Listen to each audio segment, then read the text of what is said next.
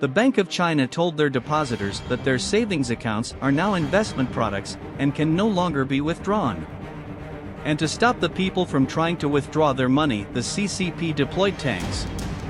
Banks all over the world are imploding, and within this great reset there is great opportunity for mankind. So long as we recognize who the real perpetrators are, the word apocalypse simply means the lifting of the veil, a revelation of truth, or in modern terms, the Great Awakening. Mankind is now awakening to the fact that we have been lied to and exploited as chattel for at the very least our entire lifetimes. In one of the most valuable truths to be gleaned from the Great Awakening as far as human civilization is concerned is who is responsible. It's crucial to identify who is responsible, so that we can stop it from happening again, because the enemy likes to hide. There is nothing new under the sun, and all we have to do is follow the money, which leads us directly to the Federal Reserve banking system and their conglomerate of associates known as the big banks.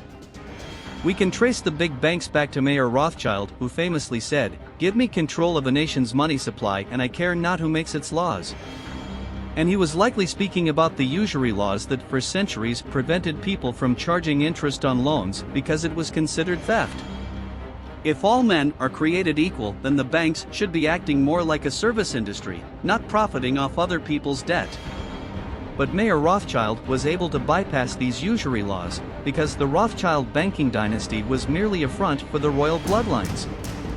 As the old world order adapted their schemes for the Industrial Revolution, the Rothschild banking dynasty began running central banks for kings throughout Europe.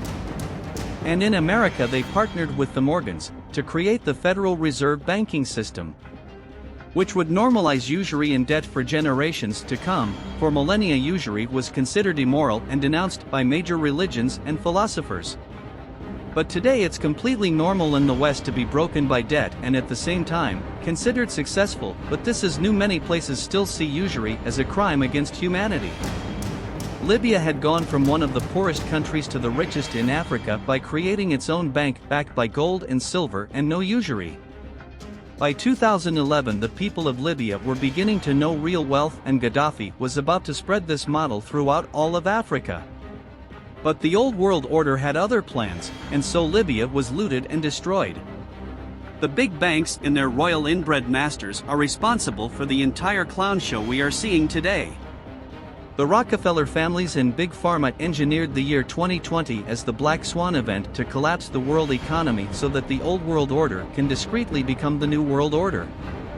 They are orchestrating the radical LGBTQ agenda as a smokescreen to confuse you, while using Joe Biden in the United Nations 2030 agenda as scapegoats for the collapse of the US dollar. Because these inbred crooks plan on staying in power, and they need someone else to blame when they come to our rescue with a new financial system.